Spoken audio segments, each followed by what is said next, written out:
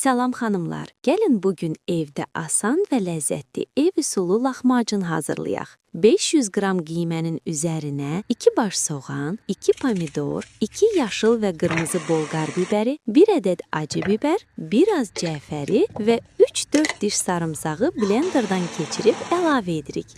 Duz, qara istiyot, 2 xörək qaşığı duru yağ, bibər pastası və tomat pastası qatıb yaxşıca qarışdırırıq. Hazır lavaşların üzərinə içliyi nazik şəkildə yayırıq. Əvvəlcədən qızdırılmış sobada yüksək temperaturda bişiririk. Altı çıtır, üstü şirəli ev üsulu lahmacun hazırdır. Salam xanımlar, gəlin bugün evdə asan və ləzzətli ev üsulu lahmacun hazırlayaq. 500 qram qiymənin üzərinə 2 baş soğan, 2 pomidor, 2 yaşıl və qırmızı bolqar bibəri, 1 ədəd acı bibər, biraz cəfəri və 3-4 diş sarımsağı blenderdan keçirib əlavə edirik.